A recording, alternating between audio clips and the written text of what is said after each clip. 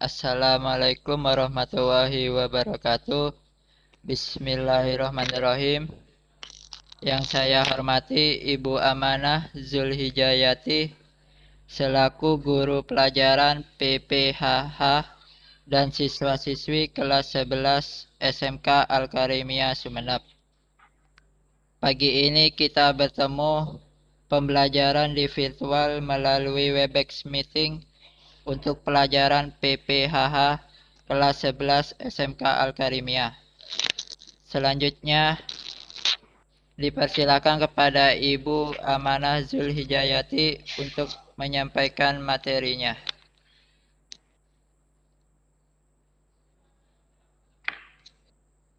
Ya, terima kasih kepada Pak atas waktunya. Assalamualaikum warahmatullahi wabarakatuh.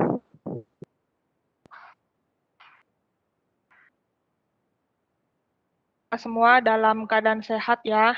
Amin. Untuk pelajaran PPHH hari ini kita akan melanjutkan tentang produksi ikan, yaitu materinya tentang komposisi, kimia, dan nilai gizi pada ikan. Komposisi ikan itu tergantung dari spesiesnya, dari umurnya, dari jenis kelamin ikan, dari musim penangkapan ikan, serta ketersediaan pakan di dalam air. Juga habitat dan lingkungan si ikan. Kalau kondisi airnya bersih, itu juga berpengaruh terhadap nilai gizi ikan. Kalau lingkungan atau airnya kotor, itu juga berpengaruh terhadap nilai gizi dari si ikan.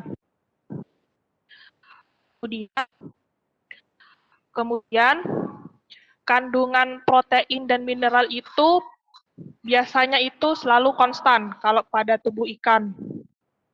Kalau kadar air itu biasanya selalu berfluktuasi atau meningkat tajam.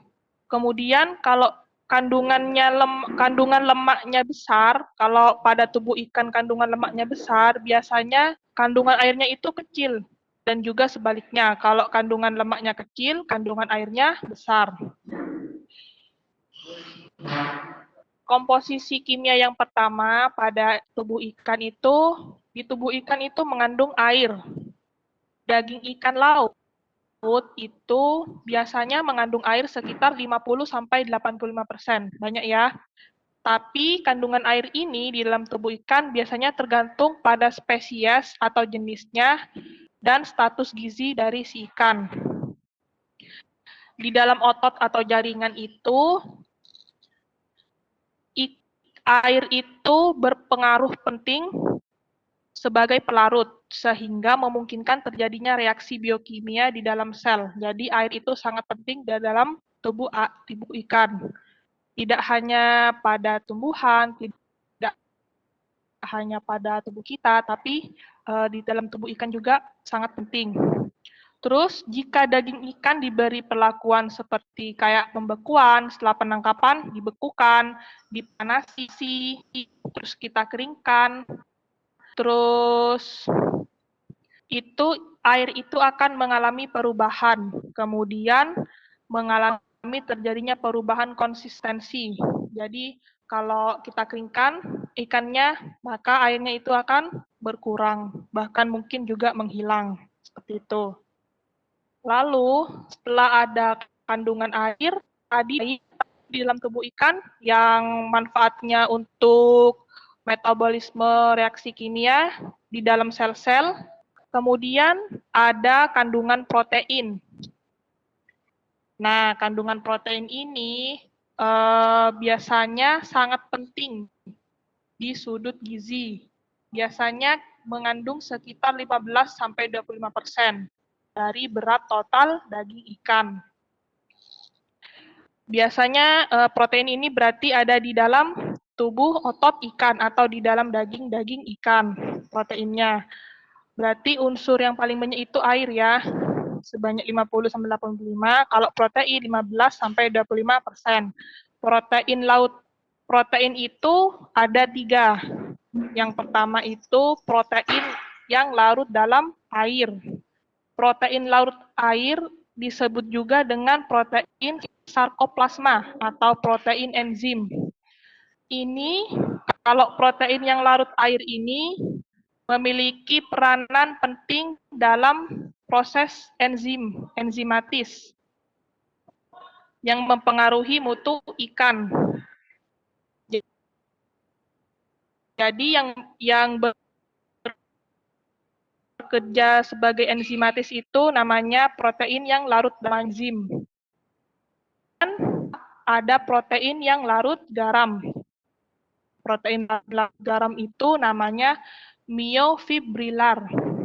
Kalau myofibrilar ini, protein larut garam ini yang mempengaruhi tubuh ikan mengalami kekakuan pada rigor mortis, yaitu pada fase kedua setelah pre-rigor.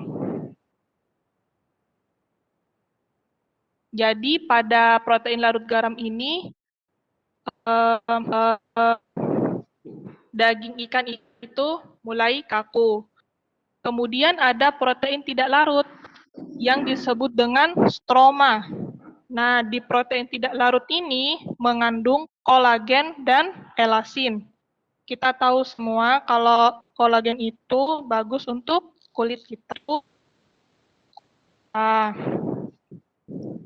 Kemudian kandungan selanjutnya, setelah ada air, ada protein, ternyata di tubuh ikan juga mengandung lipid. Nama lain dari lipid itu adalah lemak. Jadi lipid itu merupakan komponen makanan yang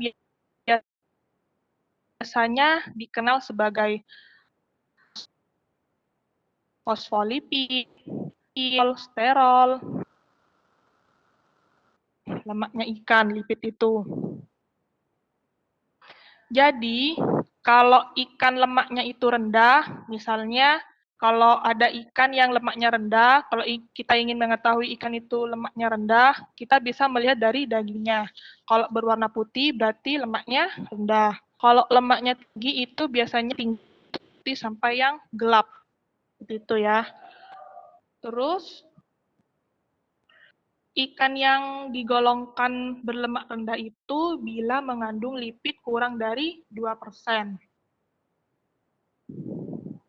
Kemudian, biasanya di lipid ini mengandung omega 3. Salah satunya omega 3 itu merupakan lemak yang baik untuk tubuh kita. Biasanya ini berasal dari hewan-hewan ikan-ikan laut. Kalau ikan air tawar itu mengandung omega 3 juga, tapi lebih besar omega 6-nya. Kalau ikan laut itu omega 3-nya lebih besar dibandingkan omega yang laut. Berarti kalau kita itu apa? Yaitu untuk tubuh kita sendiri dapat mengurangi resiko kayak penyakit jantung, terus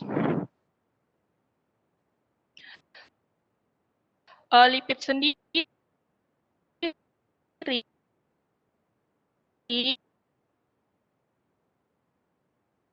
atau lembaganya lipid dari ikan, kandungan lipidnya. Kemudian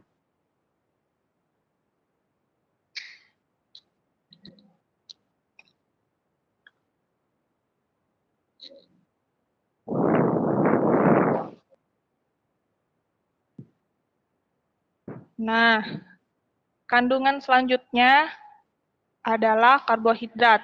Jadi ikan itu tidak hanya mengandung lipid, tidak hanya mengandung protein. Yang kita tahu kan ikan itu mengandung protein ya kan. Ternyata ikan itu juga mengandung karbohidrat. Tapi karbohidratnya itu di taraf yang kecil atau lebih rendah dibandingkan dengan tanaman. Sebagian karbohidrat itu biasanya ada di bagian otot ikan yang disebut glikogen. Merupakan polimer glukosa. Juga mengandung energi. Jadi setiap nilai 1 gram lemaknya, misalkan dalam lemak ikan, itu biasanya mengandung 9 kalori. Untuk 1 karbohidrat, itu biasanya mengandung 3,75 kalori. Kalau untuk 1 gram protein, biasanya mengandung 4 kalori pada tubuh ikan.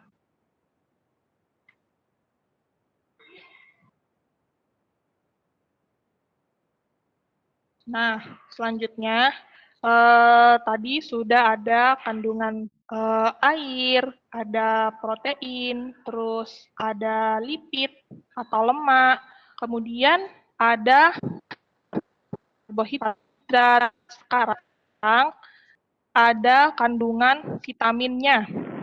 Ternyata ikan tidak hanya mengandung protein, juga mengandung vitamin. Vitamin dalam tubuh ikan itu ada yang larut dalam air, ada yang larut dalam lemak. Jadi ada 2 ya, jenis vitamin yang ada di dalam tubuh ikan. Vitamin apa saja? Tadi yang sudah Ibu jelaskan, yang sudah Ibu sebutkan, vitamin yang larut dalam air, kemudian yang kedua vitamin yang larut dalam lemak.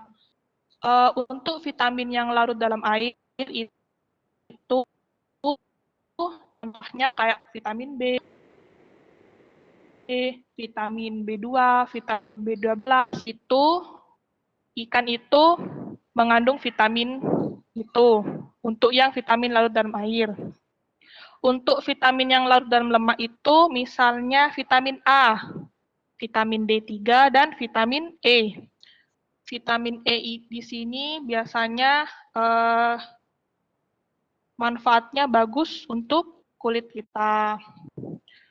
Terus, biasanya vitamin ini akan disalurkan atau didistribusikan di dalam tubuh ikan itu tidak merata. Paling besar distribusinya itu atau disalurkan vitamin ini di organ-organ dalam dibandingkan otot atau dibandingkan daging ikan. Organ-organ dalam itu apa di dalam tubuh ikan? Misalnya pada ginjalnya, pada hatinya, pada jantungnya, pada lambungnya. Itu. Jadi vitamin-vitamin pada tubuh ikan itu akan diedarkan atau didistribusikan ke organ-organ internal atau organ-organ dalam ikan. Yang paling banyak ya, di otot juga ada, tapi yang paling banyak di organ-organ internal. Kemudian selanjutnya, komposisi selanjutnya di dalam tubuh ikan itu ternyata juga ada mineralnya ya. Biasanya kandungan mineral pada ikan itu, pada daging ikan mentah, itu berkisar antara 0,6% sampai 1,5%.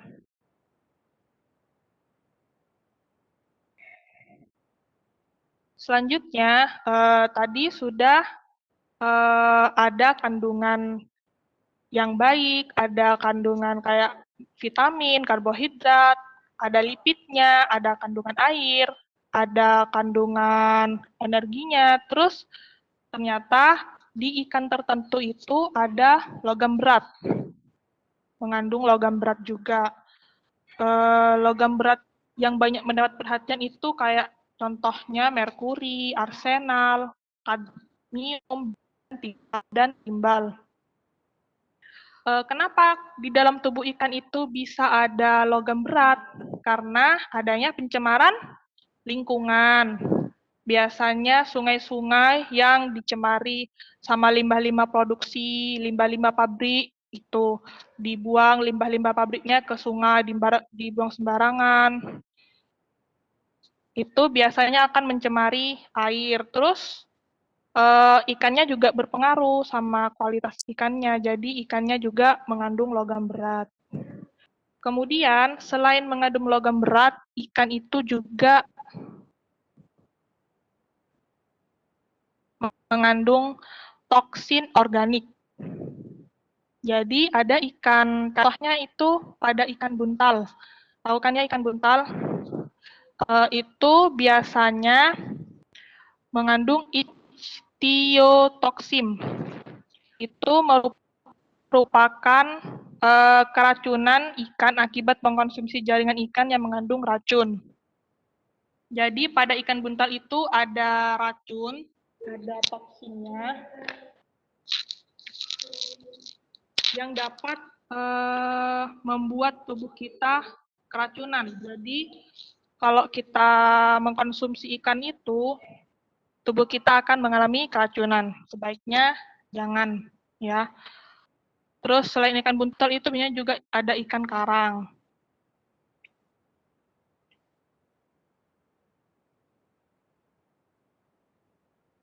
Nah, tadi sudah Ibu jelaskan tentang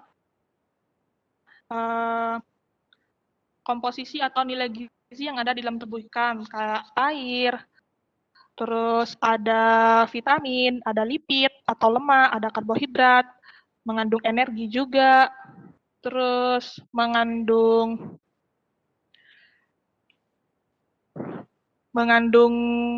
toksin, ada ikan tertentu yang mengandung toksin. Kayak ikan buntal contohnya, berarti ikan buntal itu tidak untuk dikonsumsi.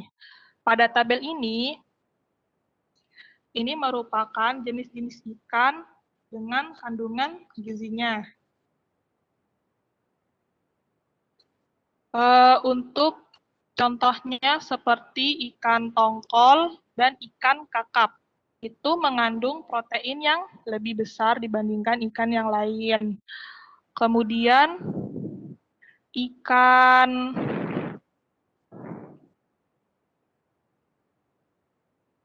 untuk ikan mas mengandung kalori yang lebih besar dibandingkan ikan yang lain.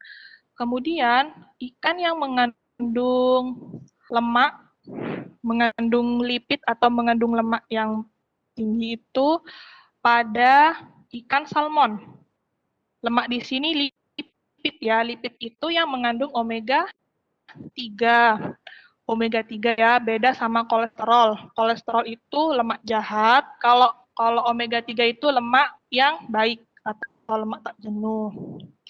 Itu pada ikan salmon. Terus kolesterol. Pada kolesterol itu, pada ikan apa yang mengandung kolesterol yang tinggi? Pada ikan mas. Pada ikan mas juga. Seperti itu ya. Kemudian pada kandungan zat besinya, yang mengandung zat besi yang tertinggi itu juga pada ikan mas. Jadi untuk mendapatkan kalori yang tinggi, kita bisa temukan pada ikan mas, juga ditemukan pada ikan salmon, juga bisa kita temukan pada ikan tenggiri, ikan kembung, terus ikan kakap. Kalau proteinnya kita bisa temukan pada ikan tadi ya. Terus bisa juga ikan tenggiri juga proteinnya bagus. Kalau mengandung omega 3 seperti yang Ibu jelaskan tadi, ikan salmon, ikan tenggiri juga bagus. Omega 3-nya juga banyak. Terus ikan bandeng juga lemaknya banyak. Terus ikan mas juga. Seperti itu ya.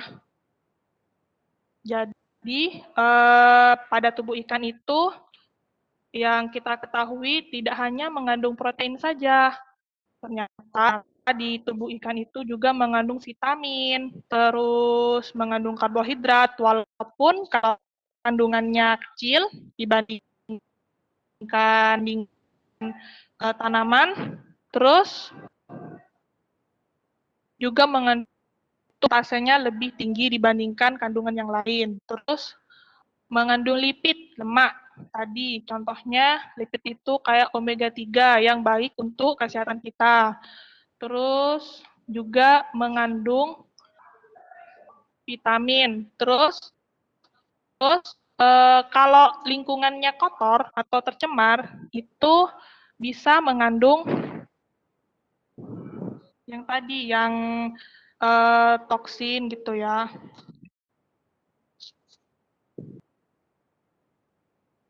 Terus kalau pada ikan buntal atau ikan karang itu biasanya ikannya itu mengandung toksin.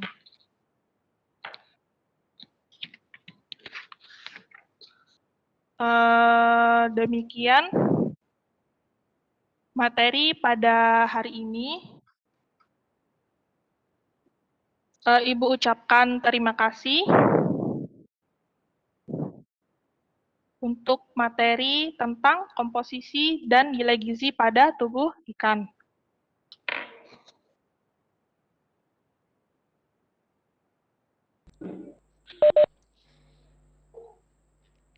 Demikianlah siswa-siswi kelas 11 pembelajaran virtual Webex meeting pada pembelajaran PPHH kelas 11 sudah berakhir. Marilah kita tutup dengan bacaan hamdalah. Alhamdulillahirrahmanirrahim. Terima kasih, saya akhiri. Assalamualaikum warahmatullahi wabarakatuh. Waalaikumsalam warahmatullahi wabarakatuh.